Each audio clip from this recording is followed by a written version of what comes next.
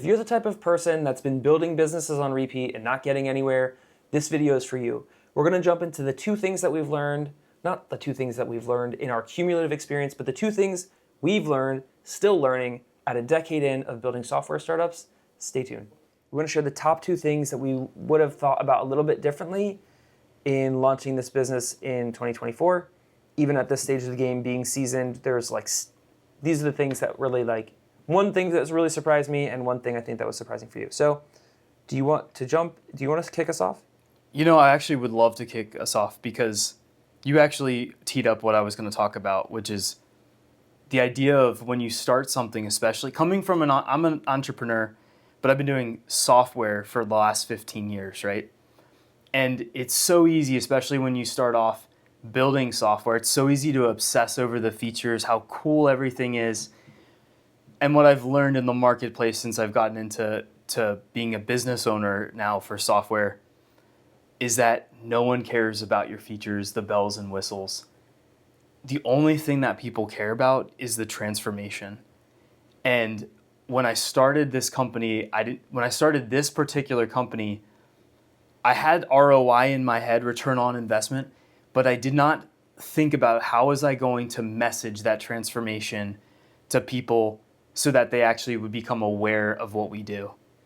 And when I think back to my earliest businesses, and I promise I'll keep this short, lawn service really easy. The total transformation's right there in front of you. Your lawn's going to go from high to low. It's going to look great. But how do you actually do that for a software business? How do you have to take that same frame and you have to put that transformation that you're going to provide into your clients' heads so then it can get into their heart and then they can make a decision. They can feel powerful making that decision. Well, I think two things I want to touch on. One thing that we learned in Myron's course that we're in that piggybacks off of what you just said. And the other is, I think, being on the other side of tech culture, not being a developer, but being on the product management side, everything is projects and hackathons and features, and it's so easy to get sucked up into just narrowing the scope to that. Well, I love how that's your professional experience, by the way. We were paid at one point to work for other companies, and we were compensated to do a really good job at building things. You were compensated to do a really good job designing features. When you're a business owner, it's not like that. I think transformation still happens. It's just at a smaller scale, right? Even a feature, and this actually segues into what I wanted you to clarify on a little bit that you learned from the course, that I know you've been shouting around the house like gospel, this new thing, which is if you have a feature but you don't know how to offer it, or I'm sorry, if you have a transformation but you don't know how to offer it, or you have an offer but you don't have a transformation, those are both a problem. And there was a phrase that came from the course that was a big aha, I think, for you, and something that's been really interesting that, I've been infectiously interested in it just because you've been talking about it the last couple of days of kind of offers and transformation. You can't have an offer without, what was the one-liner he had? I don't remember. I feel like I've been singing around so many things around the house. I would say, I remember what he was talking about, storytelling. Never tell a story without a point, never make a point without telling a story. Yeah. I don't remember it in terms of an offer. This was yesterday where he was it doesn't matter how great your product or service is or how much you can help somebody. If you can't package it well in an offer. If people don't understand what they're going to get from it and how their life is going to be better than before they have your offer, then you got nothing. Well, no, after. And I think that's the point, is the before and after, what you were saying with lawn care is the biggest thing. And I think that is what's missing with a lot of software companies and a lot of tech teams. It's what's the before and after for this feature? What's the before and after? Condensed down without any features. What do you mean by that? We have an AI product, right? And that's so easy to throw around as a word. But people, do business owners really care that it's AI? Some do. They have that on their yearly initiatives to bring an AI thing into the business. But most business owners that we're really selling to, they care about how it's going to transform their business. They don't care that it's AI. I think some people are, like you said, they're just trying to check that box. But yeah, it does come down to the before and after. What is it going to look like before? What is it going to look like after? Because transformation can be kind of woo-woo, that word. But I think the before and after is a really simple way to think about it. Are you ready to move to the next one? So I was listening to, obviously you and I talked about this before this video, but with everything in life, we set a goalpost. When you go to college or high school or when you're running a race, or if you're building a car, right? Like racing a car, like you have goals. Like, I want to be able to do a 5K. I want to be able to do a marathon. I want to graduate in 4 years or 3 years with this degree.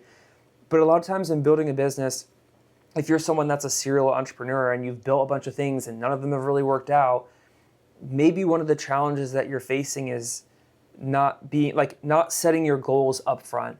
And by goals, I go back to one of our previous videos. We talked about this guy, John Pequeno in Allentown. He like, I always think back to that conversation a lot of like, how long are you guys going to keep doing this? Whatever, like, what's your runway look like? And it's like, if you don't know how much you want to make in X amount of time, and that doesn't mean to be your life sentence. Like, it doesn't need to be forever, like you hit that or bust. It's like, of course, if you get to your goal, then you can expand that and have a stretch goal. You can have a 10x that goal. But I think it's really important when you're starting a company to say, this is what I'm setting out for.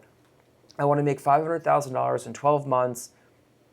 And that can help you figure out, okay, what clients am I going to go after? How am I going to get to that thing? Does that business goal actually align with my life goal of wanting to have this kind of lifestyle and financial freedom and whatever?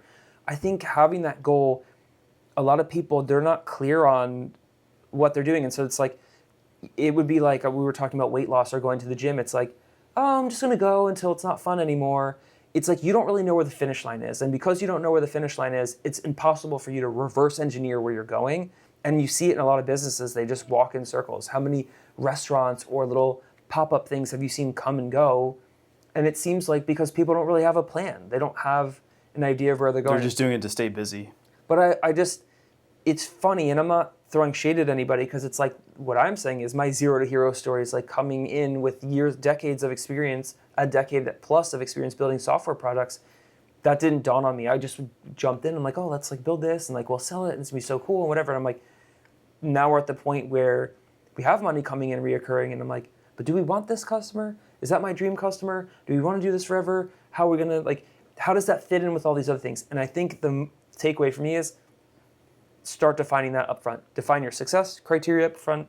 Define your failure criteria up front. Be clear on that before jumping in, to make sure that you might get into it. And I've coached a couple entrepreneurs from Dr. Benjamin Hardy's class that they were in businesses that they hated. They were living a nightmare that they created on their own just because they didn't think about who the customer would have been 6 months, a year from now.